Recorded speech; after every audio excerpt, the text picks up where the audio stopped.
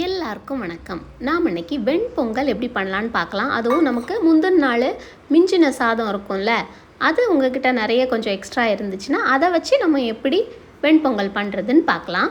வாங்க வீடியோக்குள்ளே போகலாம். ஃபஸ்ட்டு மிஞ்சின சாதம் என்கிட்ட கொஞ்சம் இருந்துச்சுங்க. இது முந்தின நாள் உள்ளது, ஃப்ரிட்ஜில் வச்சுருந்தேன். அதில் நான் ஒரு 3 கப்பு சாதம் எடுத்துக்கிறேன். இது யூஸ்வலாக நம்ம பச்சரிசியில் தான் பண்ணுவோம் வெண்பொங்கல். இது சாப்பாட்டு அரிசி தான், ஆனால் இதுவுமே நல்லாயிருக்கும். நீங்கள் ஒரு வாட்டி செஞ்சு பாருங்கள். சாதம் 3 கப்பு சேர்த்துட்டு அப்புறமா பாசிப்பருப்பு அரை கப்பு எடுத்துகிட்டு கூட ஒரு 2 ஸ்பூன் எக்ஸ்ட்ரா சேர்த்துக்கோங்க. அரை கப்பு பாசிப்பருப்பும் கொஞ்சம் கூடையும். அப்புறம் இந்த பாசிப்பருப்பை தண்ணியில் நல்லா வாஷ் பண்ணிவிட்டு குக்கரில் சேர்த்துக்கலாம். சேர்த்துட்டு கூடவே நம்ம எடுத்து வச்சுருக்குறோம்ல 3 கப்பு சாதம், அதையும் இது கூட சேர்த்துடலாம். இப்போ இந்த சாதத்தை சேர்த்துட்டு இதுக்கு தண்ணி நம்ம அந்த சாதம் முங்குற அளவுக்கு தண்ணி ஊற்றுக்கணுங்க. எக்ஸ்ட்ரா நிறைய ஊற்றிடக்கூடாது, ஏன்னா ஆல்ரெடி இது வெந்த சாதம். அதனால் இந்த சாதம் முங்குற அளவுக்கு மட்டும் தண்ணி ஊற்றிட்டு ஒரு அரை ஸ்பூனுக்கு உப்பு சேர்த்துக்கலாம். உப்பு போட்டு குக்கரை மூடி வச்சு அடுப்பை ஆன் பண்ணிடுங்க.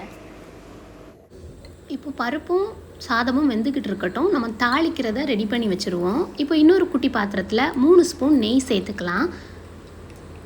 இப்போ நெய்க்கு பதிலாக கொஞ்சம் பாதி கொஞ்சம் நெய்யும் கொஞ்சம் எண்ணெயும் கூட சேர்த்துக்கலாம். இப்போ நான் நெய்யே சேர்த்துருக்கேன். இந்த நெய் உருகுனதும் நான் இங்கே ரெடி பண்ணி வச்சுருக்கிறேன். கொஞ்சம் இஞ்சி, பச்சை மிளகாலாம், ஒரு பெரிய துண்டு இஞ்சி பொடி பொடியாக நறுக்கி வச்சுருக்கிறேன். அப்புறம் 2 பெரிய பச்சை மிளகா நறுக்கி வச்சுருக்கிறேன். அப்புறம் 1 ஸ்பூன் மிளகு, 1 ஸ்பூன் சீரகம், அப்புறம் கொஞ்சமாக முந்திரி, இதெல்லாம் எடுத்து வச்சுருக்கேங்க. இப்போ நெய் உருகுனதும் போட்டுடலாம். நம்ம நெய் கொஞ்சம் உருகிடுச்சு. இப்போ நான் ஃபஸ்ட்டு இஞ்சியும் பச்சை மிளகாயும் போட்டிருக்கேங்க. இது லைட்டாக ஒரு 1 மினிட் வதக்கிக்கிட்டு நான் இது கூடவே மிளகும் சீரகமும் போட்டுருவேன்.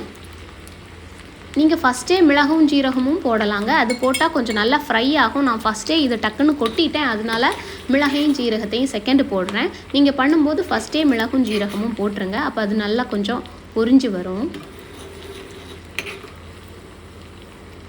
இப்போ பாருங்கள், இது கொஞ்சம் ஃப்ரை ஆயிடுச்சு. இப்போ நம்ம எடுத்து வச்சுருக்கிற மிளகும் ஜீரகத்தையும் இதில் கொட்டிடலாம்.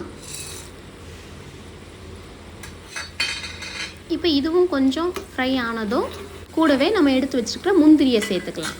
முந்திரியை சேர்த்துட்டு அப்புறம் நான் கொஞ்சம் கருகப்பிலை எடுத்து வச்சுருக்கிறேன். கருகப்பிலையும் ஒரு 2 கொத்து கருகப்பிலையும் இதில் சேர்த்துடலாங்க.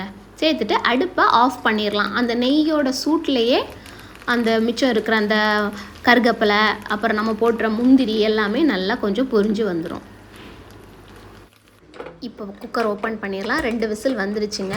2 விசில் தான் நான் வச்சேன், ஏன்னா நமக்கு பருப்பு மட்டும் வெந்தால் போதும். சாதம் ஆல்ரெடி வெந்தது, அதனால் 2 விசில் வச்சா போதும்.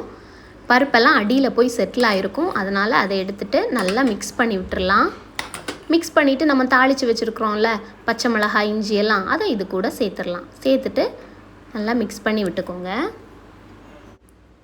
இப்போ உங்களுக்கு கடைசி நெய் தேவைப்படுது, கம்மியாக இருக்குன்னா நீங்கள் 1 ஸ்பூன் 2 ஸ்பூன் கடைசி கூட சேர்த்துக்கலாம். இப்போ இந்த பாத்திரத்தில் கொஞ்சம் நிறைய இருக்குது, ஸோ இதில் 2 ஸ்பூன் கூட போட்டு இந்த சீரகம் மிளகெல்லாம் இதில் இருந்து அப்படியே ஒரு சுற்றி அது கூட சேர்த்துக்கலாம்.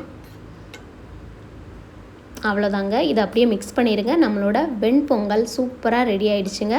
நீங்களும் வீட்டில் கண்டிப்பாக ட்ரை பண்ணி பாருங்கள். திடீர்னு சம்டேஸ் நமக்கு தோசை மாவு இல்லை, தீந்து போச்சு காலையில் அப்படின்னா, நம்மக்கிட்ட மிஞ்சின சாதம் ஏதாவது இருந்துச்சுன்னா டக்குன்னு நீங்கள் பிரேக்ஃபாஸ்ட் பண்ணிடலாம். ஒரு வெண்பொங்கல் பண்ணிடலாம். நான் யூஸ்வலாக எங்கள் வீட்டில் இப்படி தாங்க பண்ணுவேன். 2 நாள் மிஞ்சின சாதத்தை எடுத்து வச்சுட்டு அதை இன்னொரு நாள் அப்படியே வெண்பொங்கலாக பண்ணிடுவேன். இல்லைனா சம்டேஸ் அந்த சாதம் அப்படியே ஃப்ரிட்ஜில் வச்சு மறந்து போயிடும். ஸோ நான் அந்த மாதிரி வெண்பொங்கலை அதை செஞ்சுடுவேன். கிட்ஸும் சாப்பிடுவாங்க. இதுக்கு தக்காளி சட்னி இல்லை சாம்பார் அதை வச்சு சாப்பிடுவோம். ரொம்ப நல்லாயிருக்கும். நீங்களும் வீட்டில் இதை செஞ்சு பாருங்கள். உங்கள் ஃப்ரெண்ட்ஸுக்கும் இதை ஷேர் பண்ணுங்கள். இந்த வீடியோ உங்களுக்கு பிடிச்சிருந்துச்சுன்னா மறக்காமல் மாதவாஸ் கிச்சனுக்கு சப்ஸ்கிரைப் பண்ணுங்கள். தேங்க்யூ.